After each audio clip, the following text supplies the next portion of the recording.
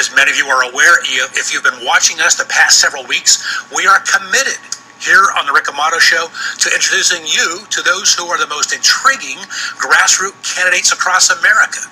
My next guest is one such person. He is a Republican running for the U.S. Senate in Nebraska, where Republican Senator Mike Johns is retiring. Shane Osborn is a retired Navy pilot who in 2001, at the age of 26, crash-landed in China after a collision with a Chinese jet and underwent 12 days of interrogation. He recently said that, if I can stand up to interrogations by the Chinese communists for 12 days, I certainly can handle Harry Reid. Let me welcome Shane Osborn. Shane, welcome to the program. Thanks for having me, Rick. Shane, what's interesting about you to me is you're a fiscal conservative who has picked up some key big endorsements. But before we get into that, I want to know your reaction to what's going on internationally between Russia and the Obama White House. Well, it's quite clear that Putin owns President Obama. It's ridiculous. This is the worst foreign policy since Jimmy Carter, and it's setting us back for decades. And the adage of peace through strength has been thrown out the window here. Our lack of resolve is making the world a more dangerous place. That's pure and simple. Whether you see with the red lines being crossed in Syria, nothing being done about it, with a bogus agreement with Iran allowing them to continue enriching uranium, working towards a weapon and releasing the sanctions and relieving the sanctions, whether you see it in Afghanistan with Karzai not wanting to sign a status of forces agreement with us.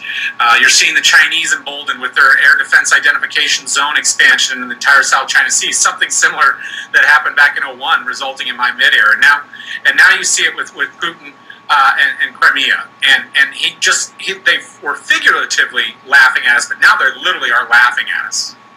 Again, you bring street credibility to the issue. That's why I wanted your perspective. Now, we mentioned Harry Reid a moment ago. Let's take a look at this video of Harry Reid and then get your reaction. Over the last many months,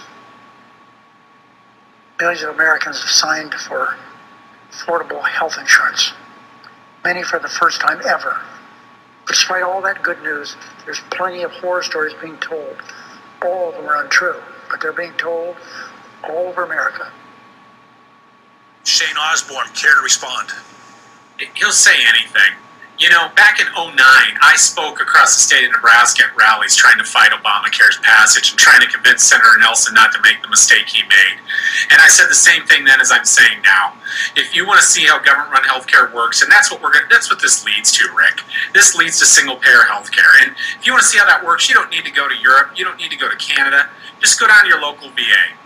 It's the largest healthcare system in the country, and it's completely government-run.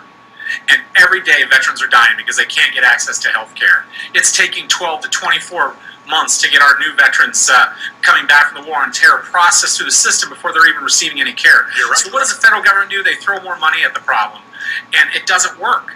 And if we treat veterans this way, how are they going to treat the average citizen when they're controlling all of health care? Harry Reid will say anything. It's really sad. It's a sad day for America. We're hurting the very people they claim to want to help. Shane Osborn, I mentioned to our viewers a moment ago that you're a grassroots conservative, a fiscal conservative. Yeah. Tell us, what are your top 3 priorities if elected to the U.S. Senate for the state of Nebraska? Well, first and foremost, our national debt. It's unsustainable. Here in Nebraska, we don't spend money we don't have.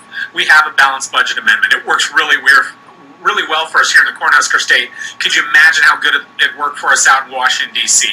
I'm not only just a fiscal conservative talker, I've actually done it. As a state treasurer when I got out of the Navy, I cut over a 4-year period my budget 12%. I reduced the staff 28%, all the while making the office more efficient. We made it so efficient we won the National Treasury Marquee Award, the top treasurer's office in the country, public or private. So I actually know how to shrink government. I've done it. The other thing I believe in out in Washington is transparency. For less than 40 grand here in Nebraska, I took our entire budget and put it online. If the government's going to take our money, the least they can do is give us a receipt, right? And that's something, if you follow the money, you'll find the root of the evil, and that's what we need in Washington, D.C. So that's first and foremost. There's a saying in the Navy, the reason I'm running, that many men and women have given their lives for, not on my watch. All right, so fiscal conservative, as you say, cut the debt. The other 2 quick reasons here. Okay, real quickly, we've got to get the regulators out of our lives. They're killing job growth. They're killing small businessmen and women. So we need to rein in the EPA, the OSHA, and their war on business, and become North American energy independent. It will create millions of good jobs. We have a diversified energy portfolio. Right now, exporting liquid natural gas is what we should be doing to Europe, so Putin can't hold a gun to their head with shutting off a pipeline. That's something we could do to create jobs, and also from the national defense aspects of being North American energy independent. Number three, and your third item. Promise to our veterans, we're not keeping it. We're letting our veterans down. The Ryan budget was a disgrace. It kicked the can down the road, didn't get spending in order, and the savings you did see, they took it out of veterans, the 1% defending us. All right, Shane Osborn, real quick, I'm going to ask you some lightning round questions. I'm going to ask you to keep your response down to 2 or 3 words, 2 or 3 sentences, I should say. Okay. Your reaction to TARP or any other kind of government bailout? I fought it. I fought it then. I fought Dodd-Frank as a state treasurer. Very public. All right, very good. Term limits for elected officials. I think it's a great idea. We need to enact them. What should they be for U.S. senators? Well, I think the total time in Congress should be limited to 18 years. Total. Do you have a response, an opinion on a flat or a fair tax? I like the flat tax. I think we could actually get that passed. Over 70% of Americans want to see a simpler, fairer, flatter tax, and that would be a boom to the economy. Where do you stand on a Second Amendment? I'm a concealed carry weapon permit holder. My wife is. I'm a lifelong NRA member.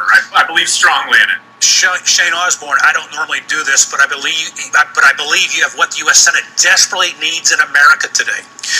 You're someone who's both a grassroots conservative, as we pointed out, and you have a first-hand understanding and knowledge of what America's military role needs to be in the world. Because of that, Shane, I'm going to do what I've only done twice on this show, and I'm going to announce my endorsement for your candidacy right now here on the air. So, go ahead. Thank you, Rick. That's an honor. It really means a lot to me. It's important. We need people that are going to put the country first serving Washington, D.C. I thank you very much. Well, you're welcome. For whatever it's worth, it may be of value, may not be value.